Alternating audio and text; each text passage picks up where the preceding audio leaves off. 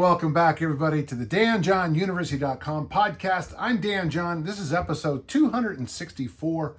And listen, if you have questions, please send them to the podcast at this address, podcast@DanJohnUniversity.com. I do my best each week to answer each and every one. Sometimes, as I've said before, if the question is really specific or very personal, I will just email you. A number of people have received these emails, and I think it's nice. Sometimes the questions are really specific. I gave the example a few weeks ago about somebody asked about the sword and the stone materials, and I just didn't think that was a great podcast question for me to reread the 250,000 words I wrote on that book, which is funny to say out loud. We have a question from Shane, and honestly, first off, I want to make sure people who have specific medical issues, I'm usually uncomfortable answering some of them, but a lot of people who ask questions of the podcast really are fighting big issues. So Shane's question today really touched my heart. He says this: I'm a firefighter and fighting MS so that I can return to working on the trucks instead of the office job I've had to take since my MS diagnosis. MS took my strength, but I'm trying to get it back and become stronger. I completed the first 40 days of easy strength, and I've gone up in strength so that I am not embarrassed by the weight I use if someone sees. And he does LOL, lots of laughs, which is a funny sentence. Anyway, I'm wondering what to do next to improve my strength so I can get back up on the trucks. First off, you might not know this, Shane, but I've been working with people with MS for a long time. One of my clients was preparing for the RKC, the Kettlebell certification, and she was certainly struggling. And finally, after she passed the certification, she told me that she was fighting MS, and she was just heroic. A young lady on my inner circle made the decision to enter a bodybuilding contest. She has MS, and she did really well. She took third place, and I want to say she got down to 7.9% body fat. But in both cases, they fought the good fight. Now, for those of you, I don't want to give too much hope, but it does seem like MS, we are turning the corner on at least the ability to arrest the MS conditions. So there's good news out there that's coming. I don't know how much I can share because I don't really know as much as I should. This is all conversations with people I work with who have this condition. So Shane, thanks for your honesty and your candid questions here. So his question's important. What if you have a chronic disease? Well, first off, you got to do what you can do. When you work with elite athletes, elite performance, one of the hardest things to get across is the importance of recovery. There's a lot of people who have the phrase, you can't outrun a donut. You can't outwork out a bad diet and things like that. Well, when you work with elite athletes, they always want to do more. That's how you know you have an elite athlete, is you feel like you spend a lot of time saying enough, enough, enough. Bill Walsh was talking about preparing the San Francisco 49ers against the Denver Broncos, and they had a session a couple days before the game where Joe Montana, the story is every single pass he threw that day, the ball never hit the ground one time. And Bill Walsh famously said, let's just put a blanket on him and don't let him do anything before the game.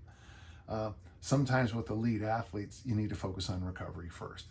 Well, so anybody who has a chronic condition, first off, I think you need to take care of the basics of recovery. And if you've listened to my podcast at all, you know where this is going. But you've got to do your best with sleep, and I would include meditation, sleep, meditation, naps, sleep hygiene, which means, a dark, cool room to sleep in, preparing yourself at night to get a good night's sleep, all those things, really all the stuff your mom probably told you when you were young, certainly my mom did, she always thought it was silly I'd be reading these strength and health magazines, and she, well, if you went to bed an hour earlier, you wouldn't need to do that. And she was right, of course. You need to take care of the basics of, I would suggest, you didn't give me a body weight, but I would suggest as best you can, increase your protein intake as best you can. Obviously, you want to increase your, water as appropriate. And of course, you know that I do believe in the magical powers of the vegetable family. I read that great article, and I shared it on my newsletter a couple years back, that the reason plants are so good for you is that they're trying to kill you. And I thought that was hilarious. They don't, the pepper plants don't want you to eat them, so they make themselves very hot and spicy, so it bothers mammals but not birds. I just find that fascinating. Get your sleep, drink your water, get your protein, get your veg. You know where that's all heading. Walk is appropriate. Now let's answer your question about strength. I would tell you this from my experience, and I could be wrong. Those concentrated short workouts like Easy Strength, like Jim Wendler's 531, there's some other programs out there. I do think as a firefighter, we need to add more, and I'll get there in just a second. But for you right now, Shane, getting in more often than not and getting the weight workouts would be very helpful for you to increase your strength. You can improve your strength from a bunch of different directions. Obviously the most logical one is add weight, which is load. You can add more volume, which means more reps, more sets. You can increase density, which is the same amount of work, but tighten the time, which is what I'm doing right now in my own personal training, trying to cut back on the rest periods, which would be contrary to what I would recommend to you at where you're at right now. But if you do something like Easy Strength, where you are moving these weights 5 days a week, the volume of Easy Strength is what catches up on you. If you're doing 2 sets of 5 in a press movement 5 days a week, that's 10 sets of 5, which, is when we do our press workouts, those high volume press workouts we do. Mike Warren Brown has had me do that for a couple of months as an experiment, where we're doing, things like 20 sets of 2, 20 sets of 3, 20 sets of 5. That'd be Monday, Wednesday, Friday. Come back the next week and, nudge up, drop the 10 sets of 2, 3, 5, but with more weight, just nudging up, playing with all these different parameters to nudge your weight up. But that's in my life story, the easiest way for me to increase my strength was to do it that way. You nudge up volume, you kind of get used to being up this higher volume, then you nudge the weight up. There's nothing new under the sun. This was known as a double progression method through the 50s, where you're playing with increasing the volume, then increase the load, increase the volume again, increase the load, and play those two numbers off each other.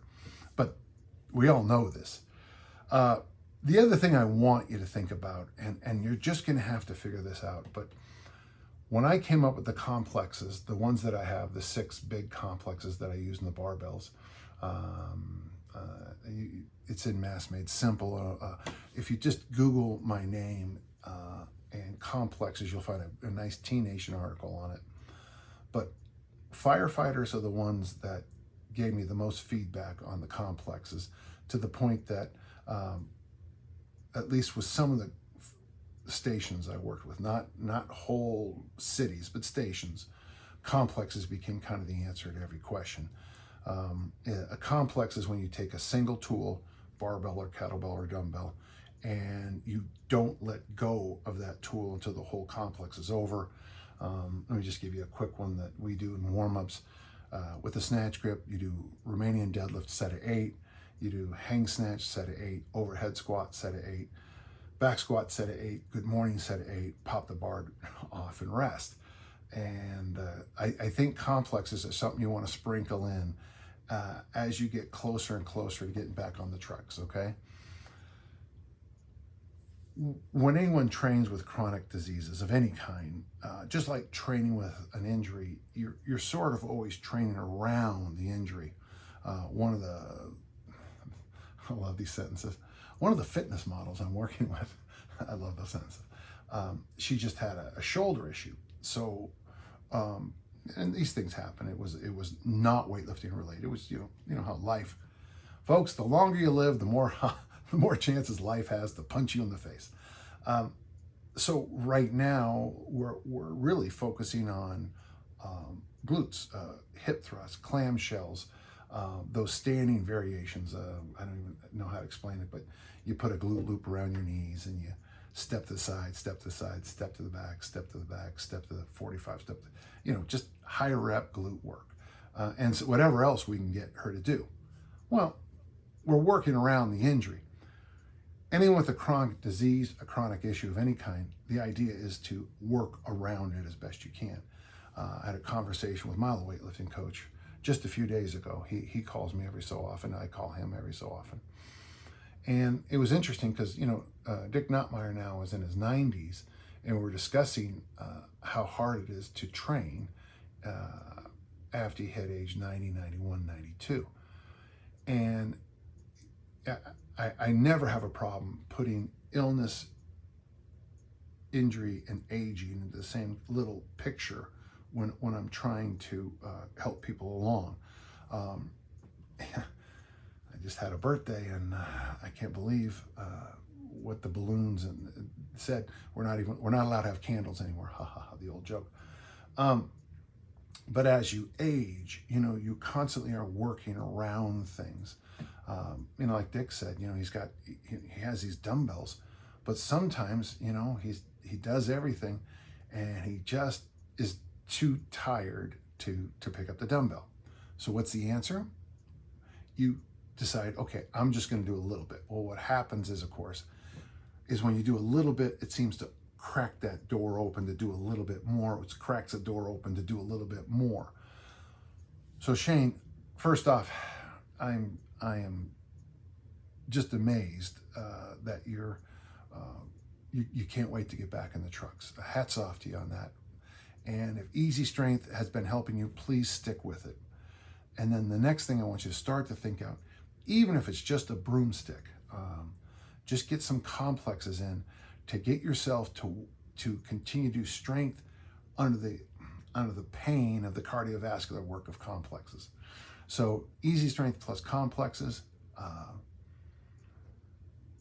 I know I've talked about them before, but I would suggest in your case, I would go something like this: Easy Strength, the broomstick complex, do just one set of an exercise, 2 if it feels good. Nod your head, go for a walk, and then after your walk's over, then go to your journal and say, okay, I did this, I can do more next time. And then slowly expand the number of complexes you feel like you can do. For those of you who have other conditions, kind of follow the advice. What we're doing here, when you're working with all kinds of conditions, illness, injury, aging, is what you constantly want to do is just nudge your qualities out a little bit. When you first break a wrist, my doctor was clear, I'd never be able to do that again. He was absolutely, Dr. Vanderhoof, absolutely clear I'd never do that again. But what I did was I nudged it, and I nudged it, and I nudged it, and I nudged it. And almost a full decade later, I was able to Olympic lift again. So this is in real story, and this is actually what happened. There's the scar right there, 2 surgeries. But by nudging my mobility, my flexibility every day for a long time, I was able to do something that the surgeon didn't think would be possible. You're going to try to do something, Shane, that we wouldn't have thought possible 20 years ago. So keep it up, and we're proud of you, and I really hope you keep me informed. Thank you. That's a pretty inspiring question, folks. I know a lot of people don't watch these videos to the end. I can tell because they make comments that I actually talk about it. But for those who did stick around for the end, take a moment and think about Shane and all those other brave people fighting these diseases and conditions and turning the corner and winning. So good job. Thank you, Shane. Okay. Now, Kenneth asked an interesting question, which I actually, at some level, understand. He goes, I just watched a podcast clip of yours where you recommend that direct neck work is probably not worth the risk of pain and injury. That point is well taken. However, for some reason, unknown even to myself, I just love to have a bigger neck. Are there any recommended kettlebell exercises or complexes that, even if indirectly, would lead more towards building the neck than others? Well, that's interesting. Kettlebell exercises for the neck. Let me tell you some other ideas before we get going. But the reason listen, I've done the 4-way neck machine, I've done the weighted helmets, I've done the isometrics, and for me and most of the people I work with, when you do the neck isometrics, you normally end up with that pinched nerve or whatever you call it in your neck. You kind of go like this, and all you want, and I know the correct word is chiropractic adjustment, but you're just looking for someone to pop it back into place, right? So I've never been hurt. Like I've probably lost weeks, but never months from a neck injury. I've had some serious ones. So for me, and the problem with the neck is like any area of the spine, if you pull a spinal erector muscle, nothing works right in your body. It is the worst. If your back hurts, everything hurts. If your neck hurts, I've had ear infections in my life that have gone all the way down here and then impacted my neck. You're just miserable. But you still want to build a thick neck, so here we go. First off, my friend Tim Anderson, he has this he calls it his weighted sombrero. And it is just I think it's 20 pounds. And he goes for walks with this 20 pound weight on his head. And the reason he does that is that load makes everything else have to work perfectly. When I was young, and I'm sure there's pictures of them, in many cultures, the women will carry heavy things on their head. And one of the things you pick up, there's that great book back about 20 years ago, that the woman studied the foot patterns of loaded head carries and found that it actually was some of the best strides on the planet. So for me, first I would say ignore the neck, but that's not the question you asked. The second thing I'd say, if you can get a weighted load up there, and I would start lighter than you think, go. From there, I do think doing direct trap work helps the neck. And that's why I always it's one of the reasons I like my American football players and rugby players, to do cleans and snatches, even if it's clean pulls and snatch pulls or heavy shrugs. It doesn't look like much, but it sure engages the whole, a big part of the neck family. Doing isometric holds. So isometric holds, you push this way, you push this way, you interlace your fingers behind, you push this way. There's value to it, but I'm not sure we're going to get the hypertrophy work that Kenneth is looking for. So remember, folks, Kenneth said he wants a bigger neck. So to get a bigger neck is a hypertrophy question. So shrugs are going to help with hypertrophy. How much the isometric holds are going to help? It's dust in the wind if you're from Kansas. Music joke right there. When you said kettlebell exercises and complexes, I don't see how that's going to help for hypertrophy work. Now you could figure out, and from my experience, the easiest, when I mean easiest, the healthiest neck movement for most people is when you drive your head to your back. So you could figure out a way to maybe stick a padded kettlebell. I'd wrap the handle around and maybe just hold it here. And you could do like a strange neck extension exercise. You could probably work it out. You put it on your forehead. But the idea of having a kettlebell in your teeth is just something I've never found very interesting. Hugh Cassidy. Now, Hugh Cassidy helped Marty Gallagher as a powerlifter. So, there's some water under that bridge right there. He was a big believer in weighted helmet work and heavy shrugs. And you'll notice I keep coming back to those two as being the best. From my experience, the best way I found to get my neck big was to play American football with the original water helmets when they first came out. I'm exaggerating, but I swear they were 9 pounds.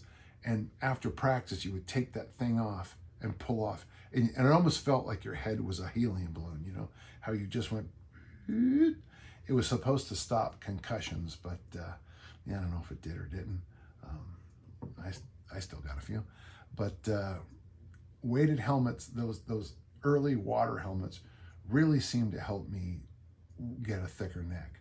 Now, the value of a thick neck, value of a strong neck, anytime you get into a collision in a car, anytime you get any kind of, someone pushes you from the back, it does, I'm sure it's helpful in some ways for those kinds of injuries, but let's be honest, it's hard to overcome physics in the weight room. You know, if you get T-boned at a stoplight, someone going 90 miles an hour, you know, all the lifting in the world might not help you, okay? Good question, Kenneth. I know I was a little vague, but, and I'm sure there's 1,000 other answers, but from my experience, almost doing nothing is best. But if you can get a weighted helmet of any kind, even if you, and they're available online, and doing shrugs, those are probably your best for the money, okay? Thank you. Okay, so we have a question from Josh, and he says, I keep running into the same problem when I try to move to more rigorous programming. Armor building, for example. I can stay with the program for about 2 or 3 weeks, and then I just sort of gas out. I either need to take a week off or maybe 1 or 2 days in some strength training, but not the program. So a 6-week program takes me more like 8 to 10 weeks. I'm gonna read through the whole question first, but this is more common than you think, especially with elite athletes and professionals of all kinds. I use the ABCs as an example.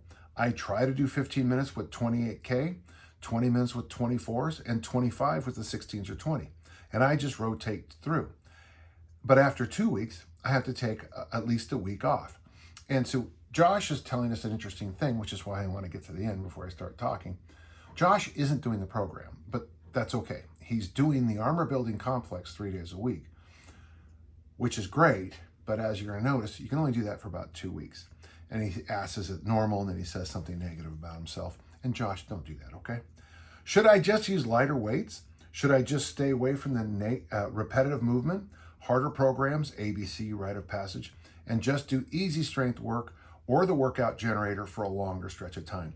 You know what's fun about this question is everything you said in that last little paragraph.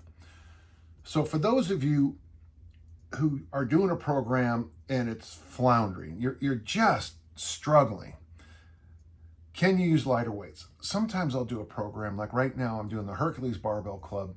I'm doing my own variation of the 26-minute, every minute on the minute. Now, when I did this years ago where I didn't do a set of 2 snatches every minute on the minute, 5 front squats every minute on the minute, which is really hard. And I just did it, with adequate rest, whatever that meant. So maybe 50-minute workouts, maybe 2 minutes per set. Oh yeah, I could lift some good weights and I'd have a lot of variation. But when I do the 26 EMOM style, I got to lighten the load. Your suggestion number 1. Should I just get away from the repetitive movement, harder programs, and do things like easy strength or the workout generator? The workout generator is at danjohnuniversity.com. It's really nice. You just plug in your equipment and then how many days a week and a few other questions, and it gives you a program. And then after you get the program, you can still wind up the exercise selection to easier to harder variations. Gosh, some of them have, it seems like 16 variations you can choose. Then you press a button and you can either print it out or put it on your phone or whatever.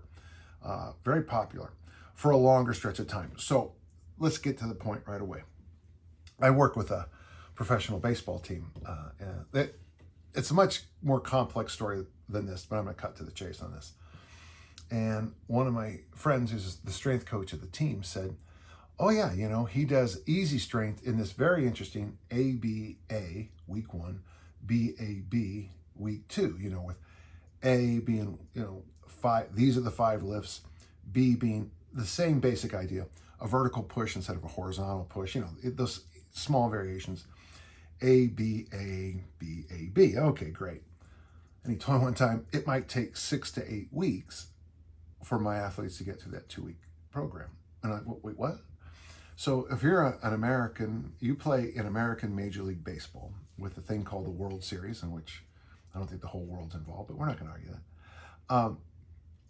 You have to put on your uniform and play 162 games in 180 days.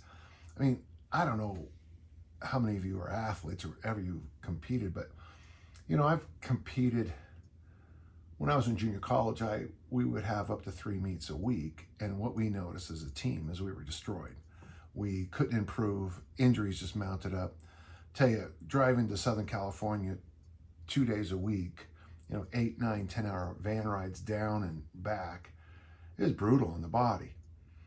If I would have been smarter at the time, I would have made my 1-week program something more like a 4-week program, because you've got to account for all that stuff. So answer number 1 for Josh is, Josh, in the real world, sometimes what we write in programs, I feel like I can defend every program I have. I really do. I mean, I've done them all.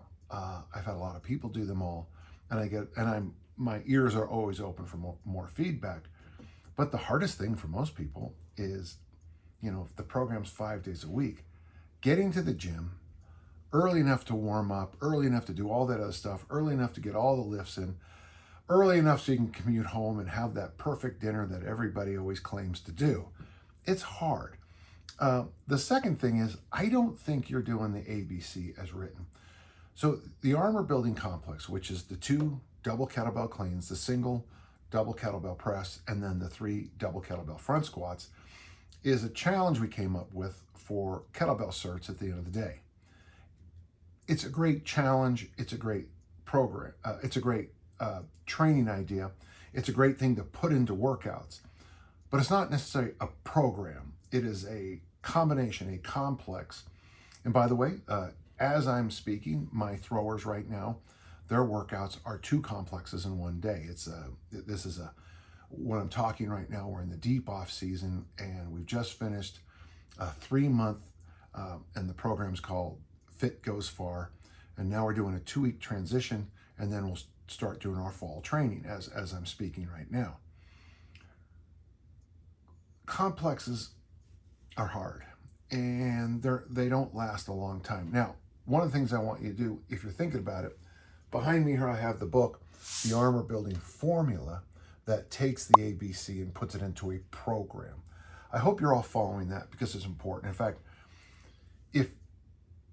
if you're ever confused when you listen to strength coaches or even trainers or whoever in the field of physical fitness is speaking, make sure you separate challenges and finishers. That's that hard thing you might do at the end of a workout. Any of that, make sure you separate that from a program. We would never do a finisher leading up to the nationals or the regionals or the conference championship. We never do those. We're saving it for the day. But 8 months out, we might have a challenge just to see what happens. So Josh, my first thing is this, and this is global. Folks, just be careful. Sometimes the real world doesn't allow you to do things that's written on a piece of paper or on your computer screen. Sometimes you have to back off. Getting back to the workout generator, maybe you come in one day and I just don't have it. So you slide down and instead of doing, incline bench press, you're doing, wall push-ups. We just stand against the wall and push up. The easiest thing you can possibly do. Now, what's important about that, in my opinion, is it's always better to do something. We have a little sign in our gym that what's better than nothing? Anything. And when it comes to exercise, what's better than nothing? Anything. When it comes to good nutrition, what's better than crappy nutrition? Anything better than crappy nutrition. So, suggestion number 1, don't worry too much about sometimes what you see in a program on paper. Number 2 is important too, is you're not doing the program I designed. You're doing your own thing. And by the way, it makes sense that it only works for 2 weeks, because in the armor building formula, the only time you do the ABC for 2 weeks is the first 2 weeks. And what I'm trying to get you to learn in those first 2 weeks is, first off, what loads are appropriate for you in the ABC and what loads is appropriate for you in the press. and you're just trying to, kind of figure out what's good.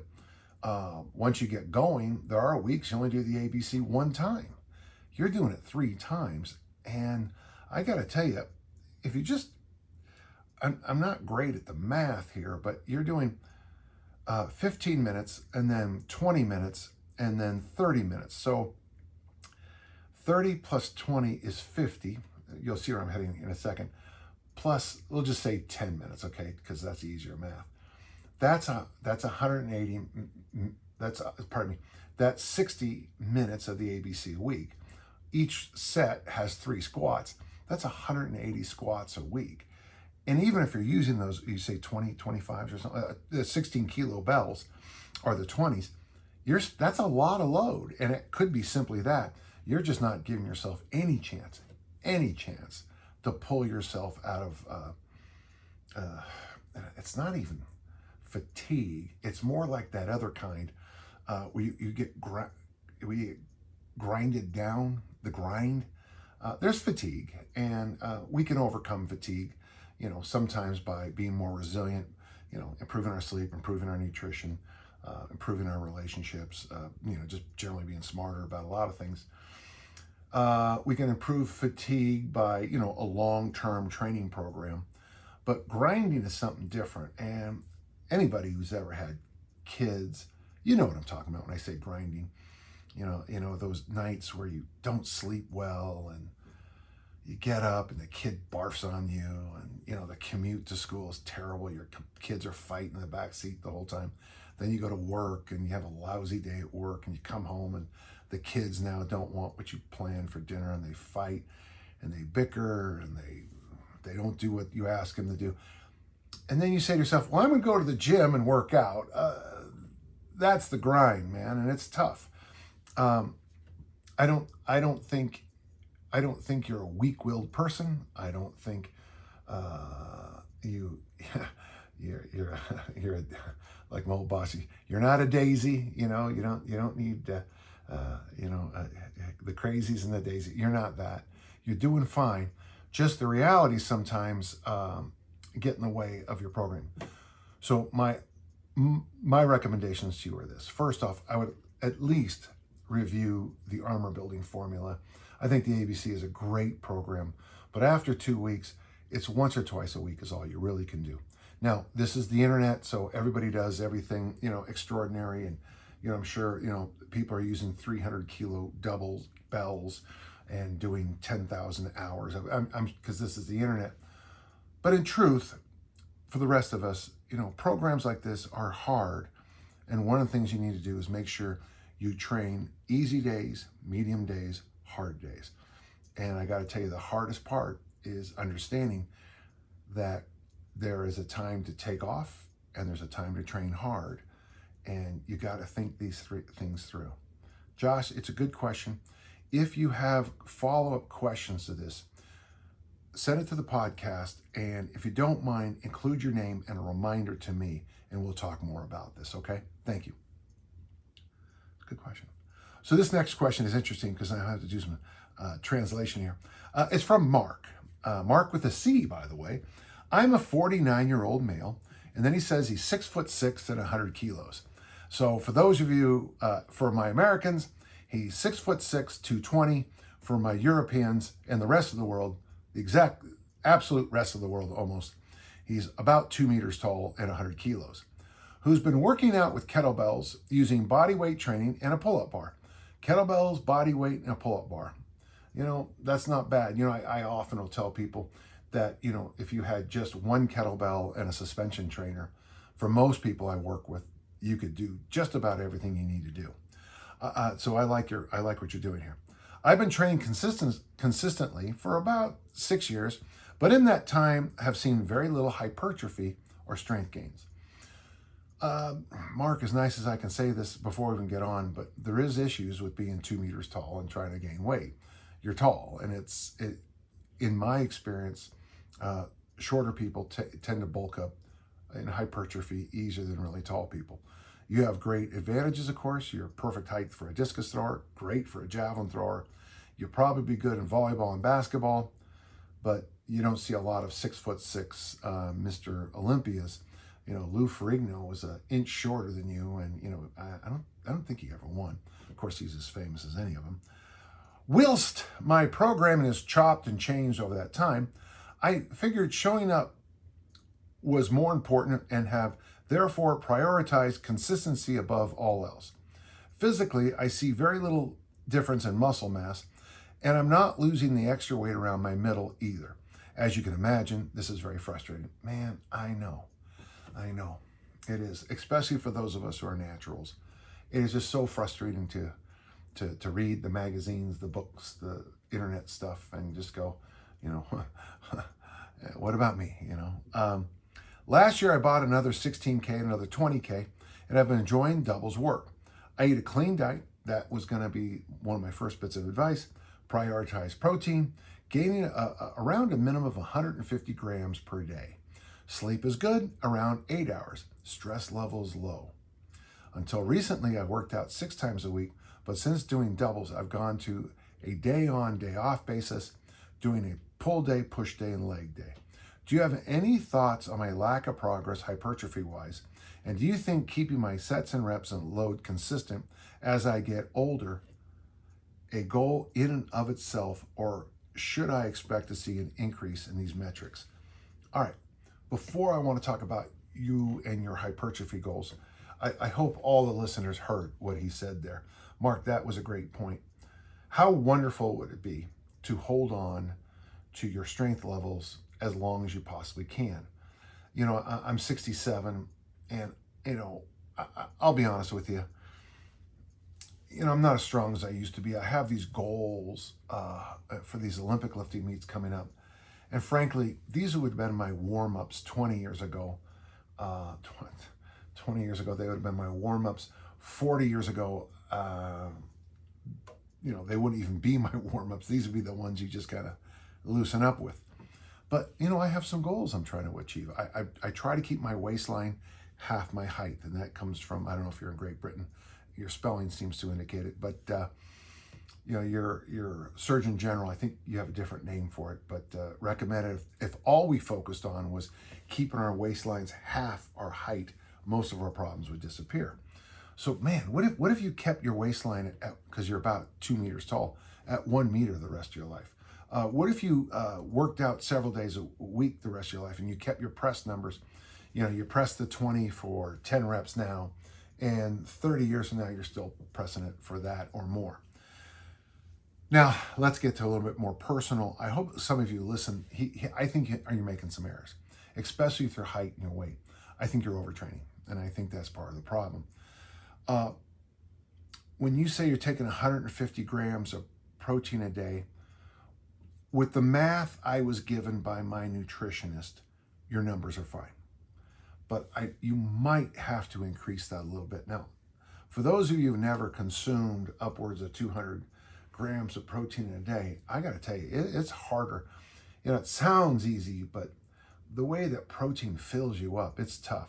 But let's make sure you're at 150. I want you to keep a food journal, and the only food thing I want you in there is the number of protein grams a day you're eating. The fact that your stress level is low, you had a clean diet, you've got the 16s and the 20s, that's great. I think 6 days a week doing what you're doing at your height is too much, okay? And now you've gone to a day on, day off, but that's probably not enough rest either.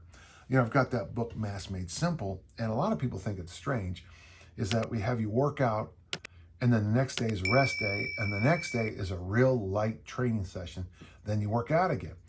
People who've done the program are like, I had to skip that light day because I was too sore to walk, and that makes me laugh.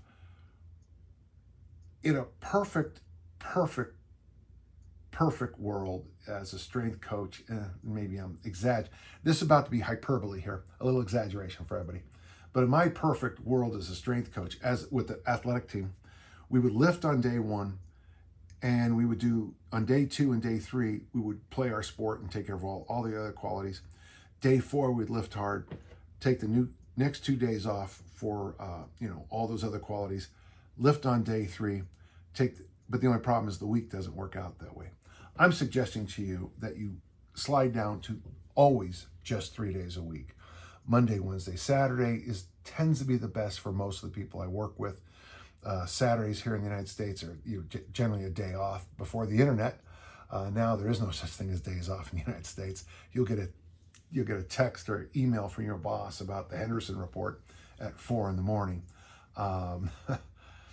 But if you can, Monday, Wednesday, Friday, Tuesday, Thursday, Saturday, however you want to work it out, I don't care. You also are separating those days out, which is interesting. You say a pull day, a push day, and a leg day, and you're doing doubles work. I would prefer that you did 3 whole workouts a week, whole body workouts. So push, pull, squat, push, pull, squat. I do have one math assignment for you. That would be, I would like your push, your pull, and your squat numbers to be the exact same every week. So if you do 10 sets of 10 in the push, that's 100 reps. I expect you to do 100 reps in the squat. Now you can do that by day or by week total.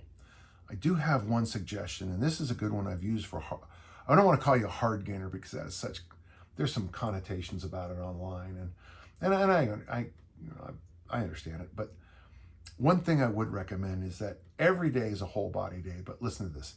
You're going to do push, you're going to do pull, and you're going to squat every day. Monday is your heavy push day. You do extra push exercises on Monday, but you also pull and you also squat. I'm just making up the days. You can do it any way you want. Wednesday is your push day. Did I say, if I said pull, I mean the next day will be push. I'm sure I screw it up. I do it all the time because I'm thinking. One day you're going to focus on the pull. The next day you're going to focus on the push. However you work it out, I don't care. But you're still going to pull and you're going to squat. The third day, I would suggest this will be your hard day, is you're going to focus on the legs, but you're also going to pull and push. Of all the things I've ever done in my career, the best thing I've ever suggested for hypertrophy is my book, Mass Made Simple. And it worked because I've used it a long time. We're well over 2 decades of experience with it now. I've seen some marvelous changes in the gyms I've worked with, and then of course online and going to workshops and stuff. I mean, it's like, I feel like I'm at a testimonial meeting. I can't believe what this did for me. So I like it. But the second thing that's worked the best for hypertrophy is 3 whole body workouts a week where you have a pull day, a push day, and a leg day, squat day, but you still do the other movements that day. It's a very good program, and I really recommend it if you can. Thank you. Hey, we have a question from Ray, and sometimes these questions become, real. And this one is, Ray, thank you for sharing your story with us. Recently, my 10-year-old son was diagnosed with cancer like JXG, which I don't know. Fortunately, it's very treatable, but we have a year of chemotherapy treatment ahead. And I got to speak from me and probably every other parent or grandparent, aunt or uncle listening, is that we all go out, our hearts go out to you and our best to your son. This is going to be, there'll be difficult times, but this is going to make a great story in 10, 15 years, okay?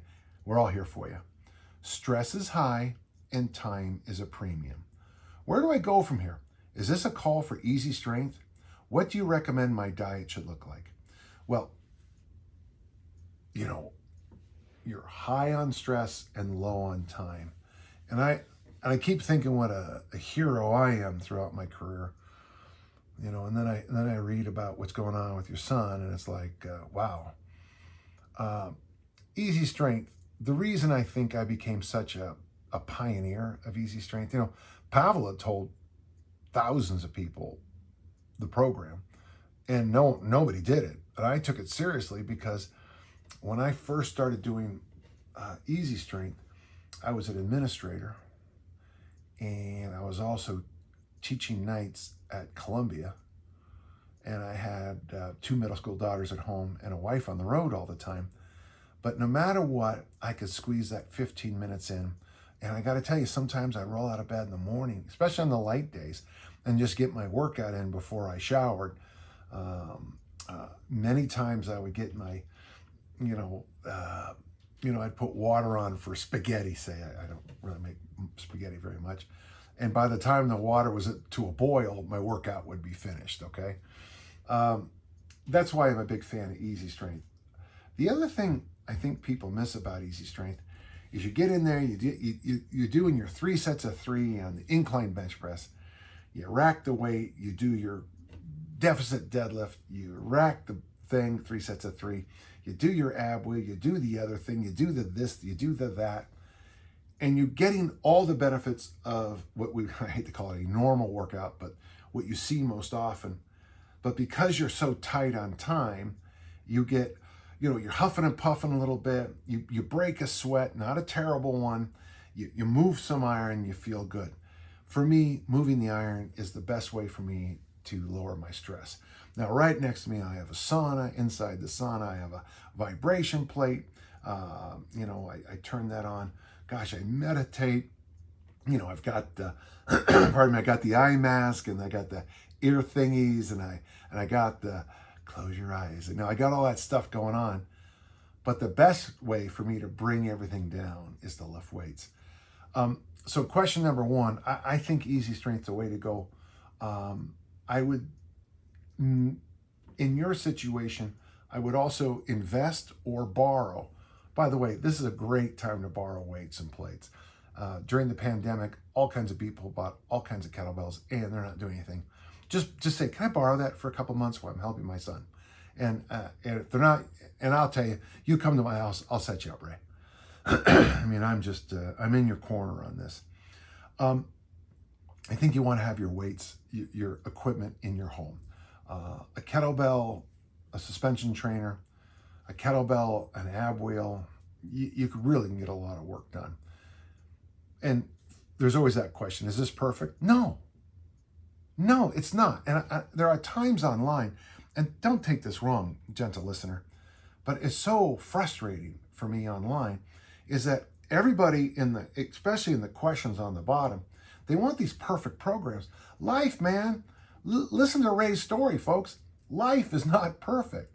So if all you got is a rusty bar and an ab wheel that you got from your mother-in-law, you've got a great system to train with.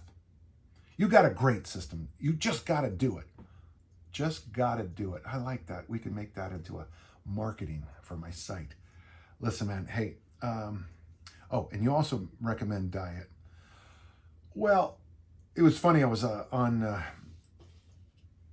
I'm going to get it wrong, Gigi Mufu, John Call's podcast a couple weeks ago. And someone got on me for what I'm about to say because I used names like George Foreman Grill and Vitamix and things like that. But what I would recommend, the most important workout of the week for you, Ray, is going to be the shopping. You're shopping and you come home and you're shopping and chopping are your most important workout of the week. I would recommend that you become a friend of the crock pot. I have a book that I loaned out and never got back. It was called Easy Crock Pot Recipes, and it was like 5 ingredient meals. And they're not, they're always more, but with a crock pot, you can throw in, some veggies, a protein. I don't care what the protein is. I don't care what the veggies are. You can even throw in, if this is something you like, certain grains. You come back and, I used to do this with my daughters, as they were getting ready to leave for school, I would throw in chicken thighs and some vegetables that I'd pre-chopped and just threw them in there. Come back 8 hours later and, we have a chicken thigh soup that maybe took me 5 more minutes to do a few things too, but nothing very much. The next thing, so the crock pot is number 1, and make that a protein and veggie heavy thing. The next one is the George Foreman Grill. I apologize to whoever got upset that I said George. I know he's not an American because he said you Americans, but the George Foreman Grill, or whatever you have, but the idea of having a grill in your kitchen, it's money. Really makes things easy to make steak and grilled vegetables. And the third one would be a Vitamix. And again, you'll be noticing that I'm emphasizing every single thing I'm telling you is vegetables. by the way, it's gonna be great for your son too. But you know, I love the Vitamix. I make my own ginger and turmeric juices out of it. I gotta tell you one thing: when you Vitamix a pound of ginger into juice, you get this weird looking foam, and when you look in, the smell hits you, and it is like it's almost like smelling salts. It'll wake you up, I'll tell you that. But I love the Vitamix because I can throw in. I put in a little bit of vanilla protein powder, and then I put in I'm embarrassed to say I put in kale. I eat kale. I just think I'm better than that, but I do it. Kale, spinach, those spring mixes, any green leafy thing. You can throw carrots in there. You can throw celery in there. And of course, this time of year in Utah, peaches, peaches, and peaches. You zip that thing up, and you got a delicious drink with lots of fibers. Hopefully all the magic phytochemicals and everything are still there. But that would be my advice to you. I would prep the crock pot meals 2 to 3 times a week. And I would always keep easy to grill veggies and protein available, so you can knock out steak strips are good, chicken strips. When I say that, I pre-cut the steaks. You could even, and then you can marinate them in a plastic sack or a Pyrex bowl. So when you pull them out, you can just throw them on. Man, that's good too. So that you have quick but nutritious meals. And the other thing too, and I don't want to get too much into the magic of food, but there is something in my mind that says that veggies, fruit, and healthy fats seem to do a lot to help us, you know, with cancer and all of cancer's deadly friends. So, hey, good luck on this, okay? Easy strength, shop and chop, make a lot of pre-meals, and please let us know how this goes, okay, Ray? It would mean a lot to me. Thank you. Okay, a question from Frank. I'm one of the few people, I think, who would answer a question this, but I just love your question, Frank. I will be entering my 30th year as a special education teacher. Can I just pause here, Frank, and thank you. And I thank all the special ed teachers, and I want to thank anybody who's taught more than 5 years, how hard it is putting up with the administrative nonsense, putting up with some of the parents can be difficult, some of the students, shockingly, can be difficult. And 30 years as a special ed teacher, that's something special. And I don't know if they're going to give you an award, but you got one from me, okay? And he always wanted to coach, but never felt he had time due to my day job. Each spring for the last couple of years, our tiny school track team has been looking for a throwing coach. I would like to pursue this position, but I have no experience. And then he asked about what books. Listen, if you can't find it on my site, it's at danjohnuniversity.com. Inside, it's either the downloads or the documents. I have something called a contrarian approach to the discus throw. And you can use the ideas to coach the shot put, and you can use the same ideas to coach the javelin. The only thing is with the javelin, I do recommend medicine balls and turbo jabs. Those plastic safety javelins, which I was just at practice before I came down here, and I got to tell you, there's something magical when a good javelin thrower tosses the turbo jab. It's a thing of beauty, really.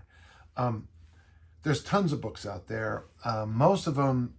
So I think the best discus throwing article ever written is this one in here on the best of track and field. And the person writing is Coach Ralph Mon. And of course, he was my coach. So I steal everything from Coach Mon. So I'll save you the money so you don't have to buy that book. This book here, the Track and Field Omni book by J.K. Doherty. The original ones are far better than the newer ones. Of course, you go to the discus section and you see Ralph Mon. And so what you're going to get in the contrarian approach is you're going to get this idea of training your athletes in circuits. You're going to come up first with the language, and you're going to teach this language, stretch, spanky, 1, 2, 3.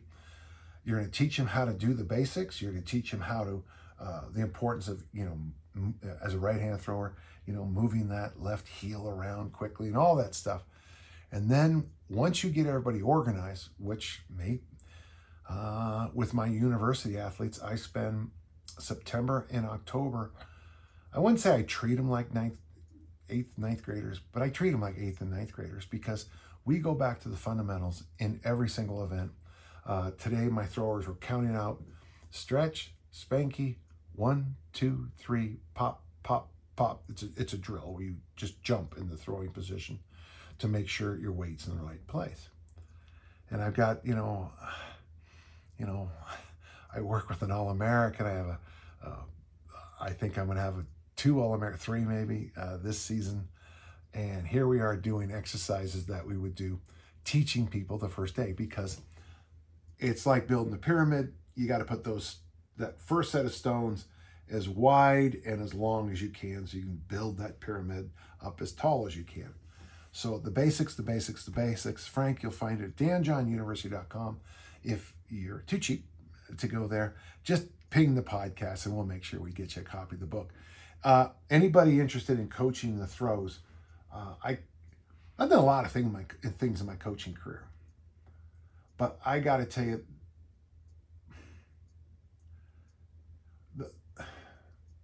the most satisfaction I've ever gotten out of my life is coaching the discus shot, hammer, and javelin, and the weight, because there's something special about watching somebody improve year after year after year. Do they become Olympic champions? No, that's really hard. Do they become world champions? No. World record holders? That's really hard. But to watch a thrower go from, I had a thrower who threw 107 as a freshman, and 2 years later she was an All-American. I mean, come on. That is it's just a joy, okay? And it makes me roll out of bed in the morning and hang out. So great question, and thank you so much. It's a great question, okay? And if you can't find it, get back to me, Frank. Also, Frank, if you do sign up for danjohnuniversity.com, get the Get Up archives out. And here's the problem. It's thousands of pages of stuff, all free. But there are hammer throwing articles in there by Todd Taylor. Randy Treese has articles about throwing. We've got notes from some of the best throwers in the world. Mike Stoltz, the 92 Olympic champions, notes are in there about how he trained. I mean, it's wonderful stuff, and it's gold. And yet, sadly, if I get hit by a bus, all that information, I hope not, but I don't want it to disappear, but that's what happens. So, Frank, I want you to be, the benefactor of all this and keep on keeping on. And maybe if you email the podcast, I'll have your email. And then when I get your email, maybe I'll get your phone number and we can talk. Thank you. Good luck. Okay, we got a question from Mo. And Mo has Mo questions. I'm 5'7", 135 pounds, 27 years old, and after years of focusing on dumbbells, kettlebells, and body weight workouts, I started barbell training this week. I started with 2x5 on the deadlift at 65 pounds and 3x3 on overhead press with 45 pounds, the empty bar. My main goals is to be just strong enough for day-to-day health and longevity. These goals might be conservative, but if I could do a double 135 pounds for multiple reps and overhead press 65 pounds for multiple reps, would this be strong enough for longevity? Oh my gosh, do I like this question. So this is this thing I put together for my courses. This is the bounce guide. In the back of the bounce guide, I have, how many pages do I have now?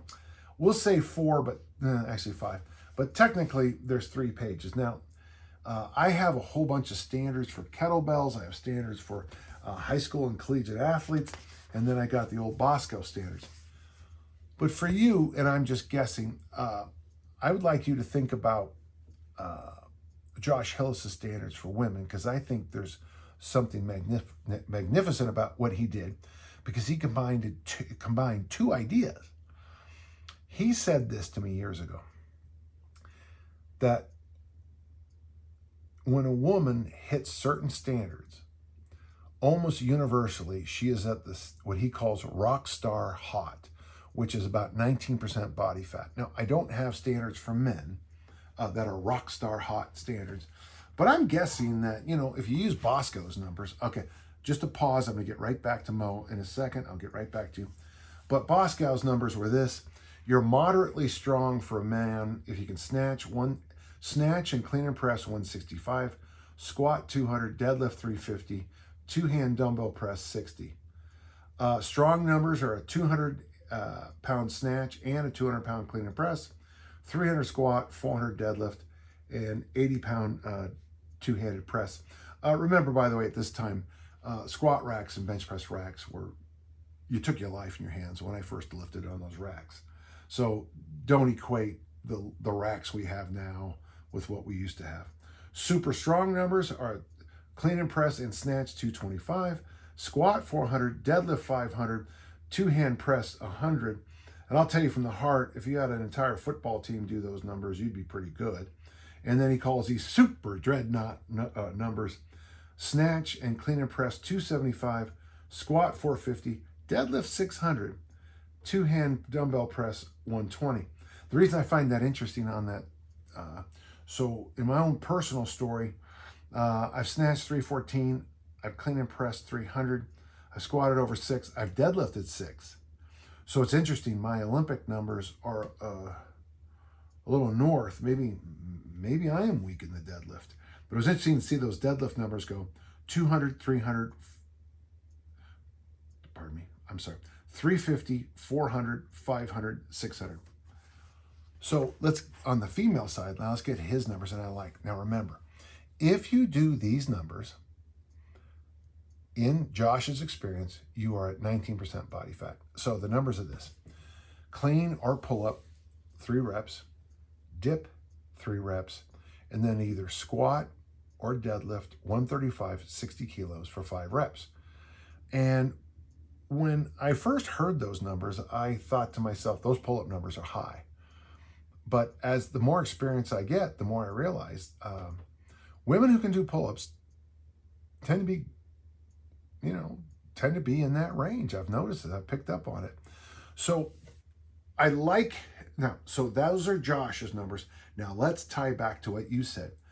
If I could deadlift 135 pounds for multiple reps, let's just say 5, and overhead 65 pounds for multiple reps, would this be strong enough? I would say this, Mo. I would say that those would be very good numbers and a great check-in. I wouldn't say annually. That's probably not enough time. That's probably too much time. But every couple of months, say, okay, what you could do it this way. You can go every 3 months. First 3 months, you test the deadlift. Next 3 months, you test the press. Next 3 months, you test the deadlift and the press. And that would give you a chance to see what's working and what's not working in your training. And also in this booklet, I have Thrive Before You Survive. And let me just give those numbers to you. So this is what I expect people to do before I even worry about what they bench press, okay? Stand on 1 foot for 10 seconds. This is all statistical stuff. It's obviously most of my audience is going to listen and go, I can do that. That's nothing. Yeah, I'm 67, and it's actually starting to bother me. There are days I can't stand on 1 foot, and it's usually a combination of days before that causes that. Usually it's travel.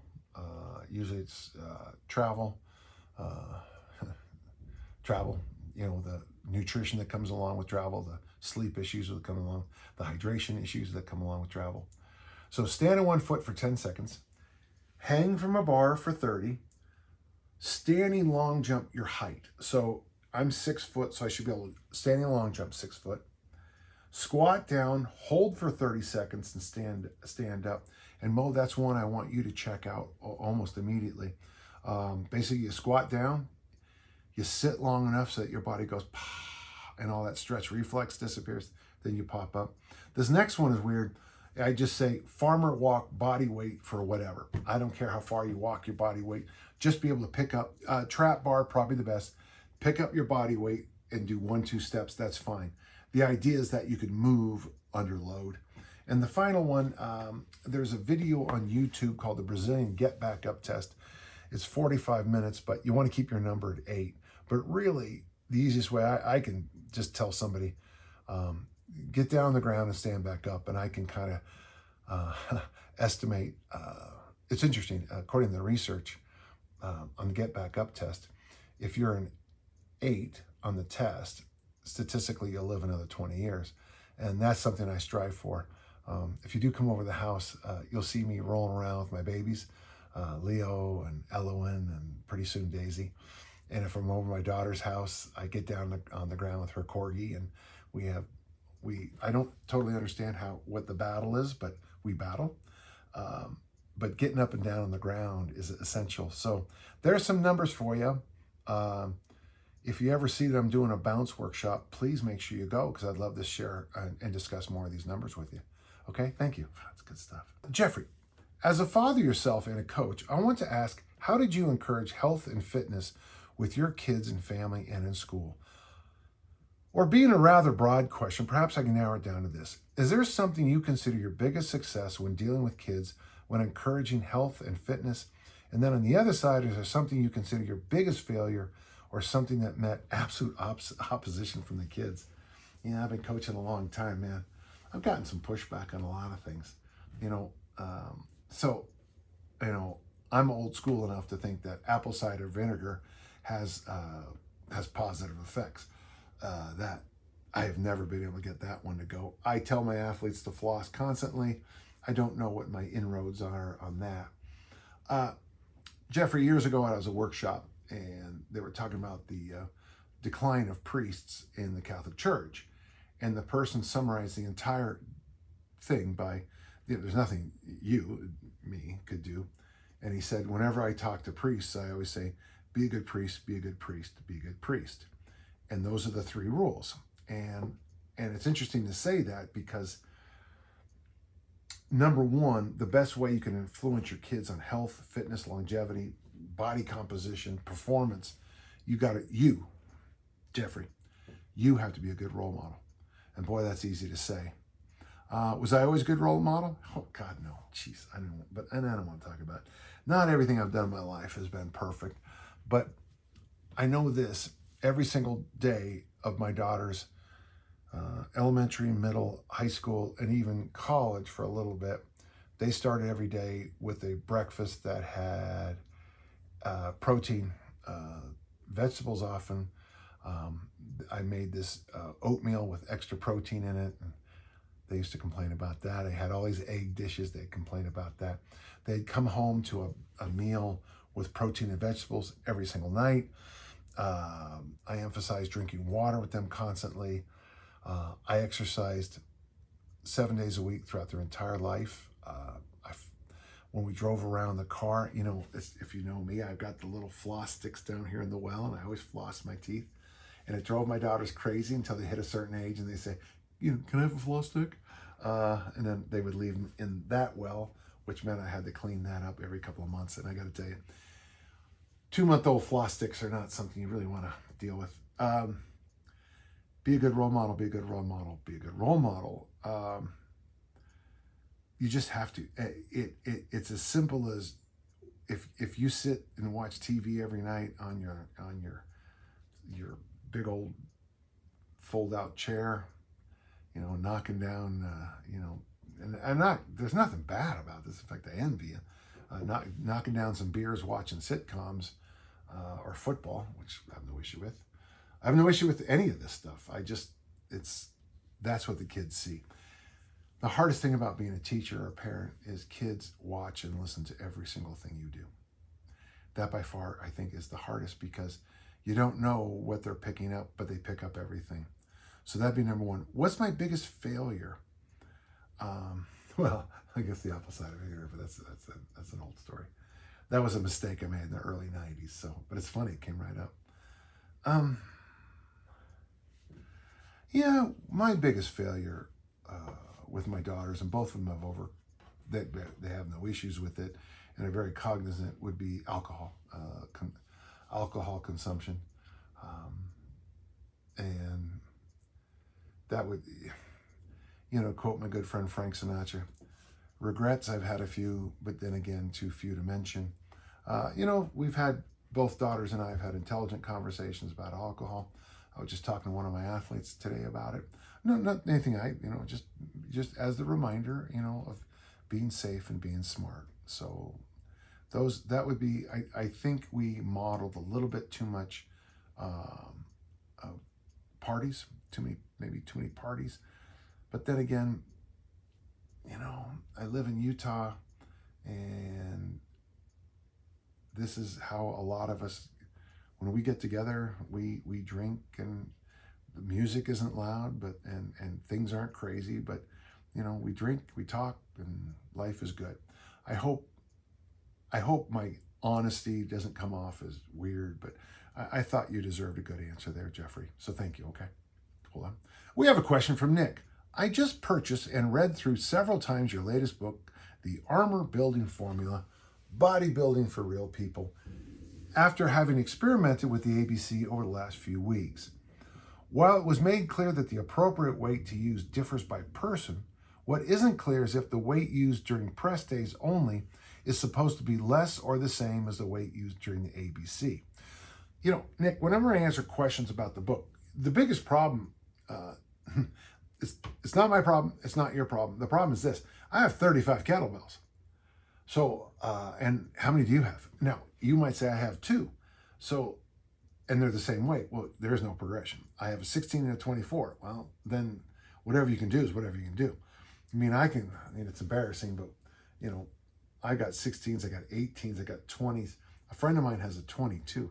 Who uses a 22? 24s, 28s, 32s, 36s, 40s, 44s, 48s, plus 4, 8, 10, 12s, 14s. I got a lot of kettlebells.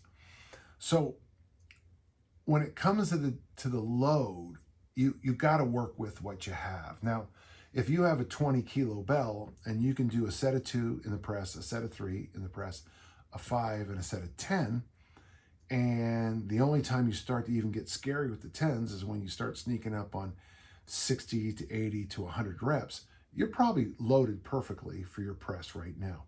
So that's the issue, okay, Nick? And I know the problem is, how can I make that clear?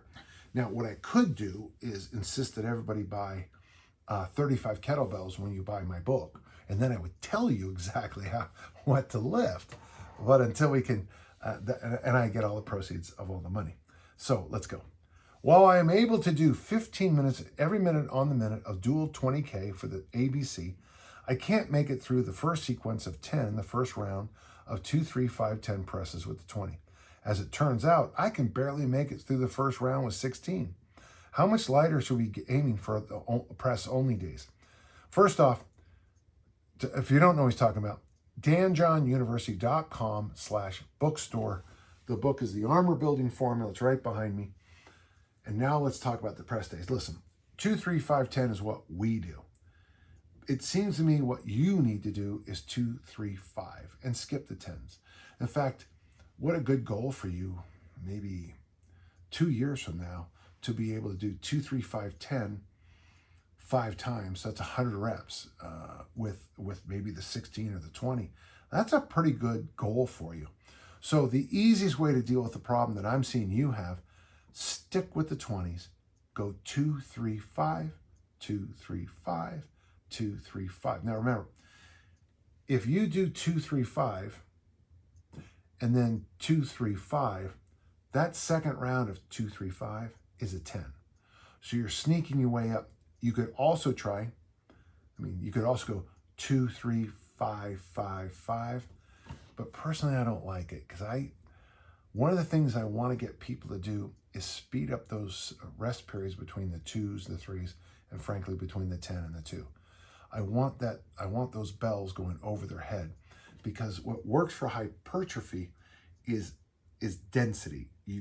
This is the amount of work, and we're trying to squeeze the time on it. So if you have to rest 10 minutes, you're going to go 2, 3, 5, 5, 5, but you're resting 5 minutes between those 5s. That's probably an exaggeration, obviously.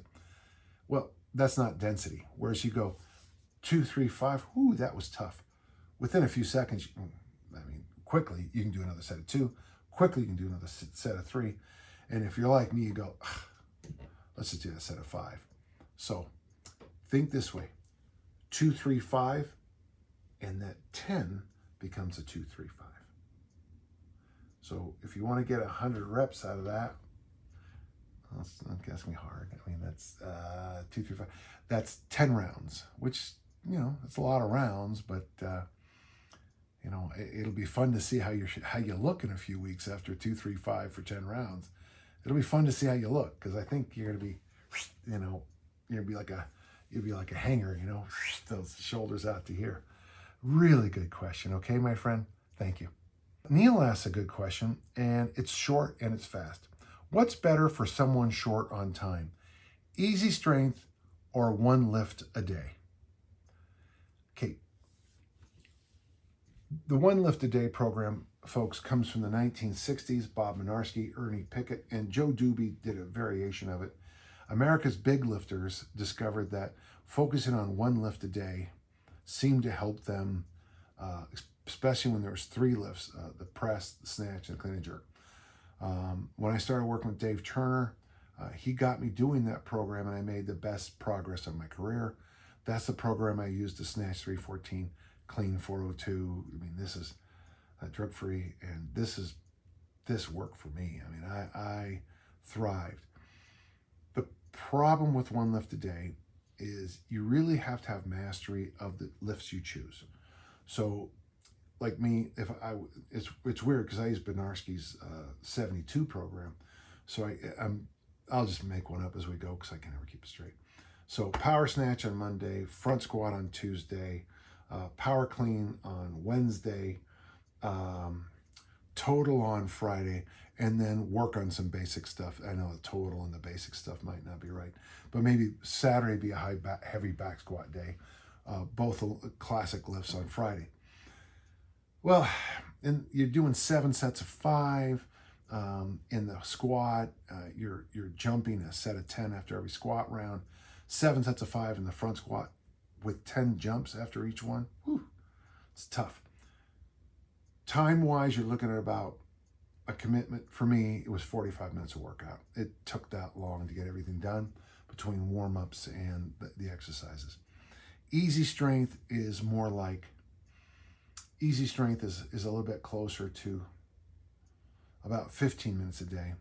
So if you're just short on time, ladies and gentlemen, just time, I would argue 15 minutes a day, okay, with the easy strength protocol. If you did easy strength like 4 months of easy strength and jump to one lift a day, I think you would discover some very, very interesting things about your strength levels. And I think you would get very strong. And that's what I'm all about. I'm a performance kind of coach, track and field, strength, Olympic lifts, American football, rugby. And so it's always military stuff. It's always weird for me when people will equate performance with, looking good on the beach. I always find that interesting because in performance, we just care how fast it goes. So thank you. Good question. So there you have it. Episode 264 in the books. Remember, if you have questions, please send them here to podcast@danjohnuniversity.com. I'll do my best each week to answer each and every one. And until next time, let's all keep on lifting and learning. Thank you.